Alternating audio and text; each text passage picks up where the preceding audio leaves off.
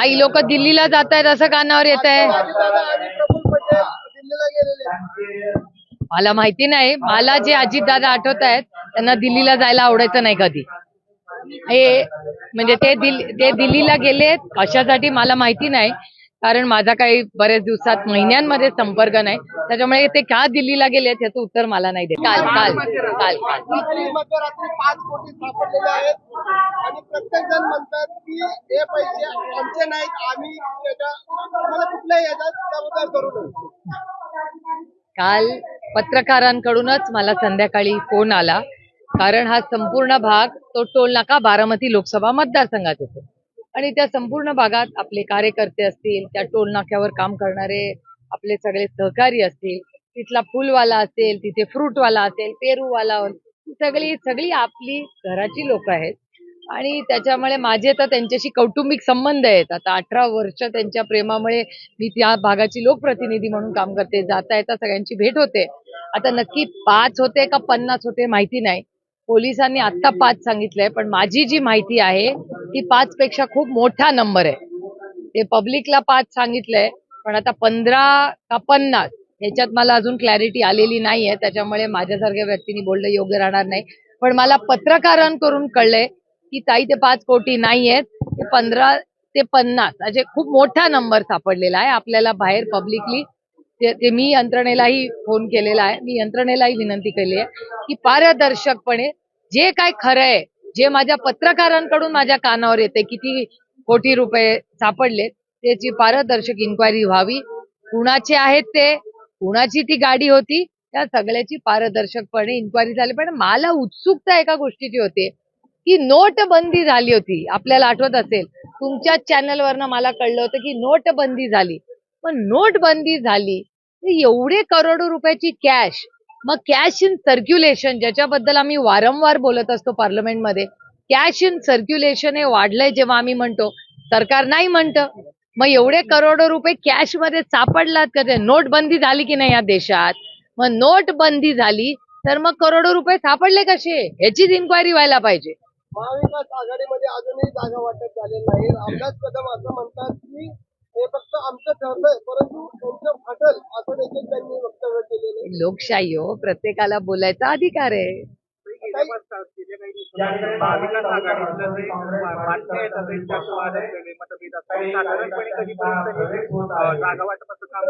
कसं आहे, आमच्याकडचं का समोरून कुठे गेले? काही लोक दिल्लीला जात आहेत असं कानावर येत आहे. मला माहिती नाही. मला जे अजितदादा आठवत आहेत त्यांना दिल्लीला जायला आवडायचं नाही कधी. हे म्हणजे ते दिल्लीला गेलेत कशासाठी मला माहिती नाही, कारण माझा काही बरेच दिवसात महिन्यांमध्ये संपर्क नाही, त्याच्यामुळे ते का दिल्लीला गेलेत याचं उत्तर मला नाही देत आहे. वारंवार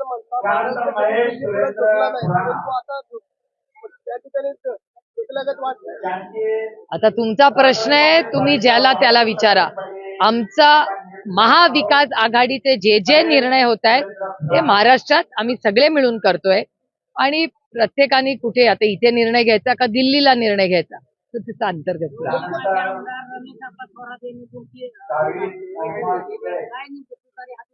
नाही. कसं आहे, रमेश आप्पांचे आणि माझे 18 ते 20 वर्षाचे एकत्र मी आणि आप्पांनी काम केले आणि थोरात कुल कुटुंब असेल यांचे आमचे 5 दशकाचे 6 दशकाचे कौटुंबिक संबंध राहिलेले आहेत. आणि कोणीही राजकारणात असलं तरी एका सशक्त लोकशाहीमध्ये आपण सगळ्यांशी बोललं पाहिजे या मताची मी आहे.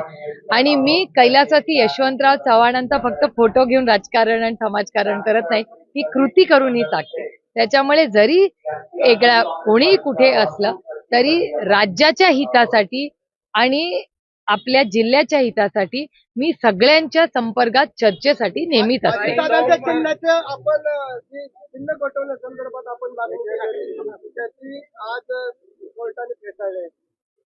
माझ्या माहितीप्रमाणे गुरुवारी आहे ती केस.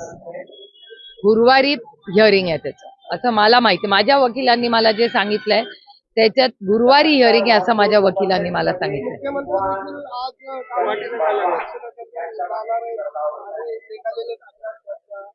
मला याचं माहिती नाही. पुढच्या 2-3 दिवसात तुम्हाला सगळ्याच लिस्ट म्हणजे महाविकास आघाडीच्या सगळ्याच उमेदवारांची लिस्ट 1-2 दिवसात तुम्हाला कळेल. कार्यकर्त्यांच्या मनातला उमेदवाराची निवेदन दादा. महाराष्ट्रात महाविकास आघाडी असेच लोकांना तिकीट देईल जे लोकांच्या मनात असेल आणि त्यांचे सेवक असतील पुढचे 5 वर्ष. काही ज्यावेळेस तुम्ही त्यांच्यामध्ये खूप पडली त्याच्यानंतर कार्यकर्त्यांनी इंदापूरमध्ये तुमचं काम केलं त्याच्यानंतर आता काही दिवसापूर्वी हर्षवर्धन पाटील यांनी तुतारी हातामध्ये घेतली उद्या प्रवीण माने फॉर्म भरतात हे कसं बघता याकडे तुम्ही असं म्हटलं होतं की महाराष्ट्रामध्ये जबाबदारी मी घेतली उद्या नाही तो त्यांना अधिकार आहे ना लोकशाहीमध्ये. मला जे काय थोडंसं आठवतंय माझ्या इलेक्शन मध्ये तुम्हीच त्यांचा इंटरव्ह्यू घेतला होता जेव्हा माझ्या प्रचारात तुम्हीच मला कळवलं होतं की ते म्हणजे तुमच्याच चॅनलवर मी पाहिलं होतं की माझ्या प्रचार सोडून ते विरोधकांचा प्रचार करत होते. करेक्ट? हे तुमच्याच चॅनलवर मी पाहिलेली बातमी आहे. त्याच्यामुळे ठीक आहे लोकशाही आहे. अर्धा प्रचार माझा केला अर्धा विरोधकांचा केला तसा त्या प्रति लोकशाही आहे. प्रत्येकाला अधिकार आहे. अर्थातच कारण का आप्पासाहेब जगदाळेंना मी स्वतः अनेक वेळा विनंती केलेली होती आणि म्हणजे आप्पासाहेबांना तिकीट मिळावं अशी आप्पासाहेबांची इच्छा होती आणि ती पूर्णपणे रास्तही होती. आणि नंतर आप्पासाहेब माझ्याशी चर्चा करत होते त्यानंतर ते मला म्हणले होते की मी विचार करून सांगतो. त्यामुळे अर्थातच आप्पासाहेब जगदाळेंनी आणि शाह कुटुंबानी माझा प्रचार ताकदीने केलेला आहे. ते कुणालाही कधीही त्यांनी दुखवलं नाही. अनेक लोकांनी त्यांना फोन केले पण आप्पासाहेब जगदाळे आणि शाह कुटुंब हे माझ्या संघर्षाच्या काळात माझ्याबरोबर उभे राहिले. हे मी आयुष्यात विसरणार नाही आणि जे माझ्या संघर्षात माझ्याबरोबर उभे नाही राहिले त्यांनाही मी विसरणार नाही. त्याचं कारण असं की माझ्या 3 इलेक्शनला अनेक लोकांनी मदत केलेली आहे आणि मी त्याबद्दल प्रत्येकाचे आभारी आयुष्यभर राहीन. आणि मी एक लोकप्रतिनिधी आहे. इलेक्शन मध्ये ज्या गोष्टी होतात त्याच्यानंतर लोकप्रतिनिधी म्हणून मी या भागाची सेवा करण्यासाठी निवडून आले. त्याच्यामुळे प्रत्येक जो या भागाचा जो आहे व्यक्ती त्यांनी मला मतदान करू दे किंवा विरोध करू दे त्याची सेवा करणं ही माझी नैतिक जबाबदारी आहे. संख्येने आज रॅलीमध्ये आपण सहभागी झाला आहात. जाहीर घोषणा कधी होणार? नाही एकतर तो अधिकार पार्लमेंटरी कमिटीचा आहे आणि आमचा प्रयत्न आहे की महाविकास आघाडीचे सगळे एकाच वेळीच अनाऊन्स व्हावे. त्यामुळे आज उद्यामध्ये ते आज नाही आता उद्या आणि परवामध्ये सगळं फायनल होईल. दुसरी एक अशी चर्चा आहे की पवार कुटुंबियामध्ये झाले समन्वय झाले बैठक झालेली आणि ऐनवेळी दुसरा उमेदवार या ठिकाणी एक तर पवार फॅमिलीमध्ये एक छोट कुटुंबाचा भाग सोडला तर 99% कुटुंब हे एकच आहे. ते माझ्या इलेक्शनलाही तुम्ही पाहिलं त्याच्यानंतर आमच्या घरातल्या कौटुंबिक कार्यक्रमात तुम्ही पाहिलं. त्याच्यामुळे एक छोटासा पवार कुटुंबातला घटक हा काही त्यांच्या वैयक्तिक कारणांमुळे बाजूला झाला होता. ठीक आहे प्रत्येकाला अधिकार आहे. ते प्रत्येकाचे काही प्रॉब्लेम्स असतात ते फॅमिलीनी समजून घ्यायचे असतात. बाकीचं कुटुंब नेहमी एकच राहिलेलं आहे आणि आम्ही कधी हे बघा मी तुम्हाला सांगते मी कैलासवासी यशवंतराव चव्हाण यांची शिष्य आहे आणि माझ्या कुटुंबांनी माझ्यावर जे संस्कार केलेले आहेत त्याच्यात कोणीही कसं वागलं तरी मी नाही काय करू शकत. मी माझं वागणं कंट्रोल करू शकते समोरच्याला नाही. आणि माझ्यावर जे संस्कार झालेले आहेत त्याला बडों का सन्मान और छोटों को प्यार. आता रक्षाबंधन एकच दिवस असतं आणि योगायोगाने मी नाशिकला होते त्या दिवशी आणि त्या दिवशी मी भगरे सरांना रक्षाबंधन बांधलं होतं. माझ्यासाठी राखी ही खूप पवित्र गोष्ट आहे. एक मार्केटिंग गिमिक नाहीये.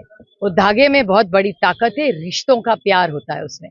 त्याच्यामुळे माझ्यासाठी उगाच आपलं रक्षाबंधन म्हणजे एक कार्यक्रमातली धागा नाहीये. तो जो धागा असतो तो खूप प्रेमाचा विश्वासाचा असतो. त्यामुळे माझ्यासाठी महाराष्ट्रातल्या आणि भारतातल्या ज्या ज्या अशा गोष्टी आहेत त्या मी खूप सिरियसली मनापासून करते.